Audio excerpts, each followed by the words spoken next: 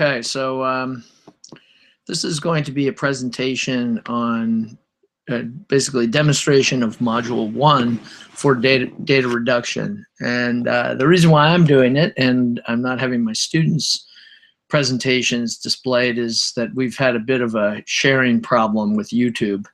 If they share a video with me, I cannot share it with other people. And also for privacy issues, I think it's probably best that I demonstrate a perfectly imperfect Module 1 performance. So I'm going to keep track of time. It's 9:15 a.m. on a Tuesday, and I'm going to go through the module as I would normally go through it. Now remember that I'm not integrating any of the optional readings, and additionally, I'm going to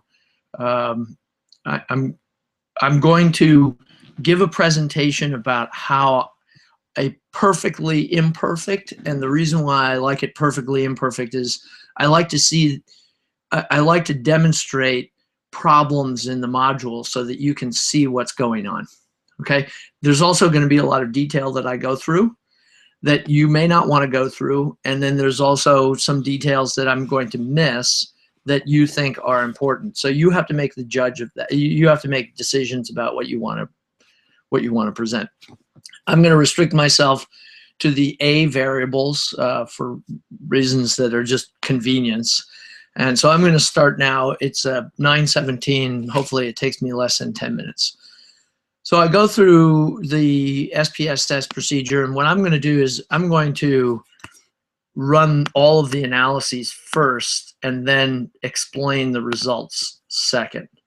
So I'm going to select some of these things. I like a correlation matrix. I want to show you KMO.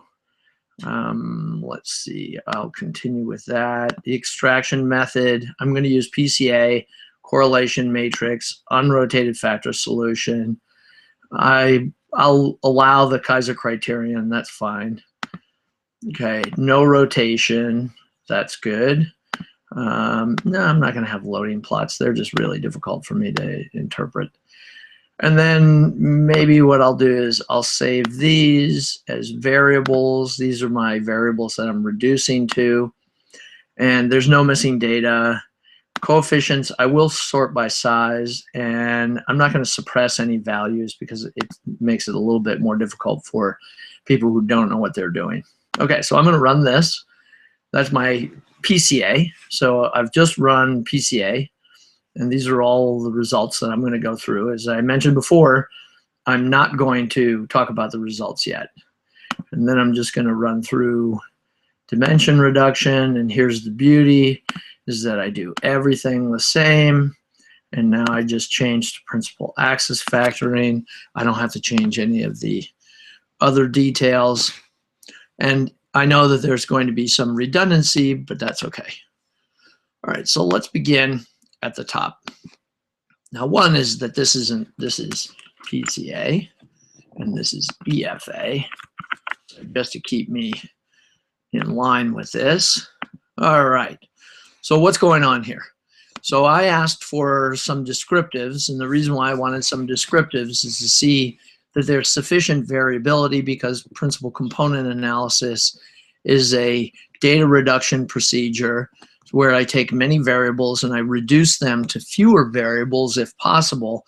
But PCA is very sensitive to variance because PCA tries to maximize the variability of each principal component by finding an optimal solution using A weights to multiply by standardized values to create these principal components. And if I don't have any variability in my original variables, that's going to be a problem, even if I try to standardize it. But it looks like my means are around 0 and my standard deviations are around 1. Of course, this is generated data. If I take a look at the correlation matrix, it doesn't look so great. I've got correlations about 0.3 for A1 and A2, and the rest of them are pretty lousy. Oh, wait a second, that's not true. A4 and A5 look pretty good. I'm hoping that I have screen pop-ups. A5 and A6, A4 and A5. There's pretty good correlations here.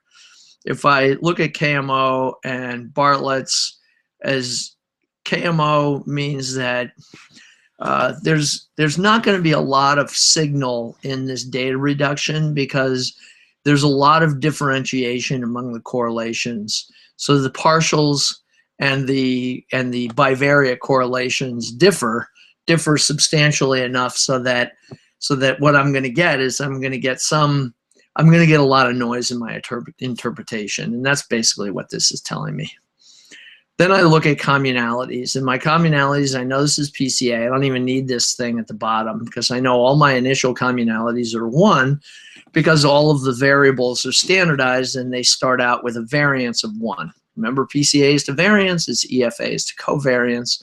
So PCA starts initial communalities at 1 because all these variables are standardized, mean of 0, standard deviation of 1, square 1, you get variance of 1. And the extraction tells us how well each variable is characterized by the solution based upon, I left the Kaiser criterion in there, which meant that it only retained, in this case, 2 principal components because only 2 principal components met the Kaiser criterion of an eigenvalue equal to or greater than 1. So of those 2 principal components, 46% of A1 is explained, 59% of A2, 46% of A3, so on and so forth. So you can see here that for the most part, it's about between high 40s and mid 60s that I'm explaining the original variables. So this tells me how well it performed at the variable level. Overall, my cumulative percent of variance that's explained by my solution is about 55%. So I have 2 principal components.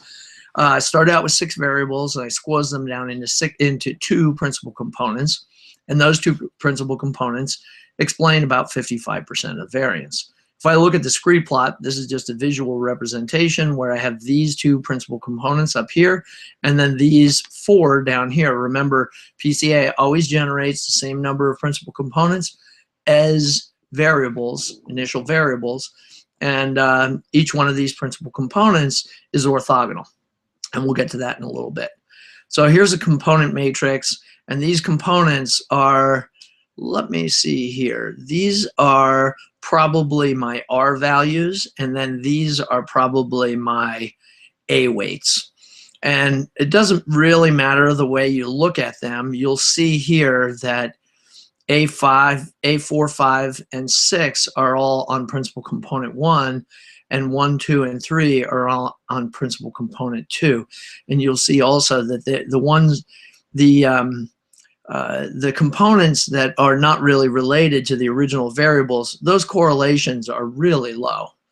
The component score matrix, these I believe are A weights. If I squared all of these and added them up, they should equal 1, and that's the constraint for solving the principal component equation.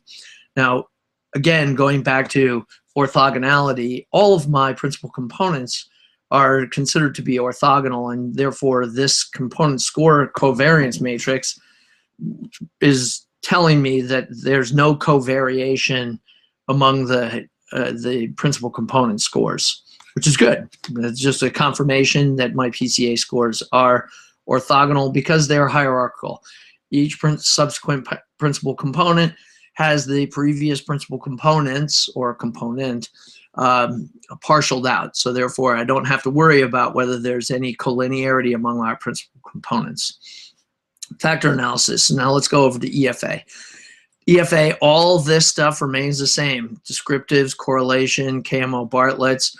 Where we start seeing a difference is right here. These initial communalities are based upon covariances. So these are kind of like the variance inflation factor that we talked about previously, where A1 is the dependent variable, and about 10% of A1 can be explained by A2 through A6. Similarly, A2, about 15% of A2 can be explained by A1 and A3 through A6. So these represent not just the starting guesses for communalities, but they also represent the amount of covariation that's shared among our original variables, obviously omitting the variable itself. So what we're getting there is we get the initial communalities, and then we get the extraction. Now I left in excuse me, I left in the Kaiser criterion, and the reason why I left that in is just for ease of use, and I'll explain that in a little bit.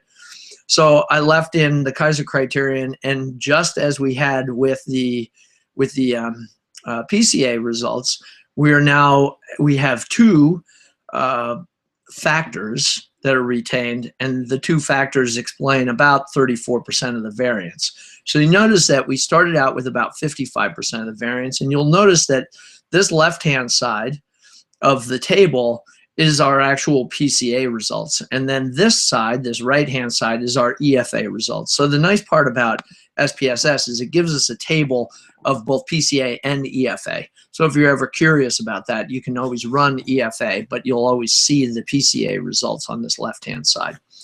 So nevertheless, we started out in our PCA about having 55% of the variance, but we take a pretty substantial hit going to 34%. And if you take a look at the communalities, you'll notice that some of these variables really don't get explained very well in an EFA. A1 and A3, about 18%, and then you kind of creep up A4 and A6, about 30%.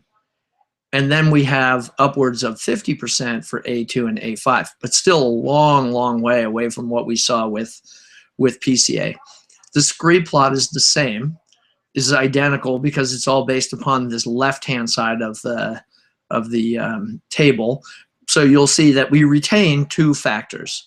We retain two factors, and then our factor loadings here are they look pretty much the same. You'll notice that the correlations are pretty high but pretty low on these others. And then what we have is these are the coefficients. I think these are B's. They should be B's. Again, I don't know much about SPSS. And then the true distinction that we have between PCA and EFA is that EFA will not necessarily produce orthogonal factors. PCA, by the demands of the procedure and the hierarchical nature, is that there will always be zeros in the off diagonal in the covariance matrix for components. For factors, there's a covariance matrix will be non-zeros, most likely. There can be zeros. So what do we have here? We've got two different methods of data reduction. Data reduction is a procedure by which we take many variables and we reduce them into more usable data that has utility in many different ways. So one was we can reduce data because we're interested in scoring. So we want to take a lot of variables like items or questions that we ask people, and we want to reduce them to scores. Similar to the heptathlon, when you have women going through these 7 events, we have to take these 7 events and reduce their performance on these 7 events to a single score so we can assign medals. So data reduction takes many variables and it reduces them. And we have two procedures here, PCA and EFA, and these two procedures, they allow us in differing ways to reduce the data. In some cases, EFA is preferable from a theory standpoint because EFA is supposed to be more generalizable, PCA is more tied to the data, but on the other hand, PCA may be more preferable because what we're getting is we're getting a procedure while not maybe generating generalizable results, will always run because PCA is a cheap date. It will take any data and it will always produce results, always, always, always. So, so we have these two procedures. I ran through the results for this very limited set of data, and what we got was we got more variance accounted for from PCA than for EFA. We restricted ourselves to the Kaiser criterion for selecting, and that's more of an automatic procedure, but there's more flexibility in our selection of factors or principal components. And what I would have from this point forward, and even in the back, so now the module is done. And what I would have from this point forward, or even sprinkling throughout, which I would ideally prefer, that if you did the optional readings, that you identify things within either the principal component analysis or the factor analysis that reminds you, that ties within something about the readings that you've done.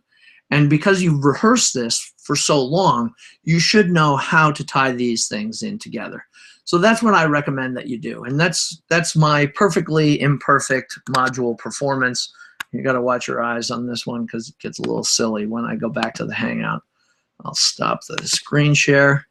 And that's it. Thanks for watching.